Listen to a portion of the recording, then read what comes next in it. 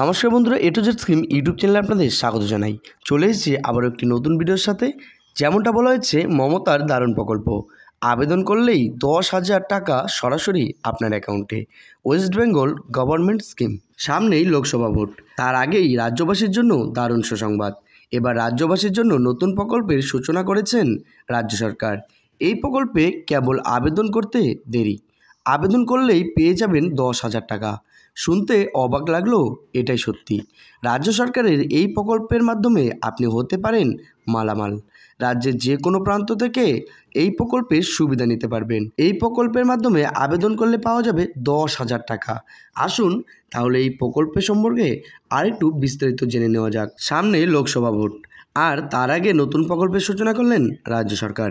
রাজ্য সরকারের দেশের অন্যান্য সরকারের তুলনায় প্রকল্পের দিক থেকে অনেকটাই এগিয়ে রয়েছেন। আর এই নতুন নতুন প্রকল্পের জন্য রাজ্য সরকার বিশ্বস্তরের সম্মানও লাভ করেছেন। রাজ্য সরকার সাধারণত রাজ্যের যে কোনো বয়সের বাসিন্দাদের জন্য নানা রকম প্রকল্পের খোঁজ করে থাকেন। এবার এমনই এক প্রকল্প নিয়ে আসলো, যার মাধ্যমে রাজ্যের বাসিন্দারা পেয়ে যাবে 10,000 টাকা। কিভাবে বা এই টাকা পাওয়া যাবে, কিভাবে বা আবেদন করবেন, আসুন বিস্তারিত জেনে নেওয়া যাক। পশ্চিমবঙ্গ সরকার সাধারণত রাজ্যবাসীর জন্য নানা রকম প্রকল্প নিয়ে আসেন।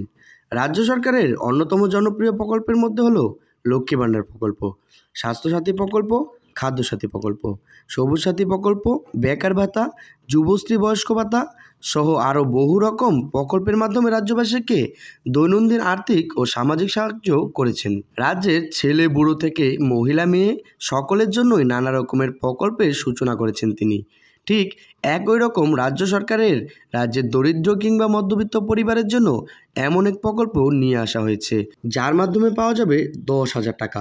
রাজ্য সরকারের এই প্রকল্পের মূল উদ্দেশ্য হলো রাজ্যের দরিদ্র ও মধ্যবিত্ত পরিবারে সহায়তা প্রদান করা। তাই এই দেশে বা রাজ্যে বেশিরভাগ পরিবারের দরিদ্র কিংবা মধ্যবিত্ত হয়ে দিন কাটাচ্ছেন। এবার এই সমস্ত পরিবারকে লক্ষ্য করে রাজ্য সরকার এই প্রকল্পের মাধ্যমে আর্থিক সহায়তা দিচ্ছেন।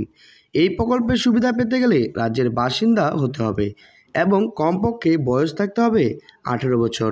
শুধু তাই নয়, এই প্রকল্পের মাধ্যমে নির্ধারিত বয়সের আগে প্রার্থী দুর্ঘটনাবশত মৃত্যু হলে তার পরিবারকে 2 লক্ষ টাকা দেওয়া হবে। আসুন তাহলে এই প্রকল্প সম্পর্কে আরও একটু বিস্তারিত জেনে নেওয়া যাক। এই প্রকল্পে আবেদন করতে গেলে আপনাকে একটি অফলাইনের মাধ্যমে আবেদনপত্র জমা করতে হবে। অফলাইনে আবেদনপত্র পেতে আপনার নিকটবর্তী বিডিও অফিস কিংবা গ্রাম পঞ্চায়েত অফিসে যেতে হবে। এই প্রকল্পে আবেদন প্রক্রিয়া চালু থাকলে সেখান থেকে আপনাকে একটি আবেদনপত্র দেওয়া হবে এবং এই আবেদনপত্রটি নির্ভুলভাবে পূরণ করে সংশ্লিষ্ট অফিসে জমা করতে হবে। অবশ্যই আবেদনপত্রের সঙ্গে জরুরি কিছু ডকুমেন্টস এর জেরক্স কপিও জমা করতে হবে। আসুন এবারে জেনে নেওয়া যাক আবেদন করতে কি কি জরুরি ডকুমেন্টস জমা দিতে হবে। 1. প্রথমত, আবেদনকারীর এমন একটি প্রমাণ থাকতে হবে যার মাধ্যমে প্রমাণ করবেন তিনি কৃষক, যেমন জমির পর্চা, জমির দলিল এবং পাট্টা। 2. আবেদনকারীর একটি ব্যাংক অ্যাকাউন্ট থাকতে হবে। 3. আবেদনকারীর প্রমাণপত্র হিসেবে আধার কার্ড ও ভোটার কার্ড থাকতে হবে। 4. এরপর আবেদনকারীর একটি গ্রাম পঞ্চায়েতের সুপারিশ বা ওয়ারিশ সার্টিফিকেট জমা দিতে হবে। 5. জমির কাগজ ও অন্যান্য। আবেদন সম্পর্কে আরও বিস্তারিত জানতে হলে অফিসিয়াল ওয়েবসাইটে ভিজিট করতে হবে, যার লিঙ্ক কিনা আমরা ডিসক্রিপশনে দিয়ে দিব, যেমনটা আছে matirkotha.net। তো বন্ধুরা, এই ছিল মমতা সরকারের একটি নতুন প্রকল্পের বিস্তারিত আপডেট। ভিডিওটি কেমন হয়েছে কমেন্ট বক্সে অবশ্যই জানাবেন। তার সাথে আপনারা যদি আমাদের চ্যানেলে নতুন হয়ে থাকেন তাহলে আমাদের চ্যানেলটিকে সাবস্ক্রাইব করে পাশে থাকা বেল আইকনটি প্রেস করে রাখবেন, কেননা আমরা প্রতিনিয়তই এই চ্যানেলের মধ্যে এই ধরনের ভিডিওর আপডেট দিয়ে থাকি।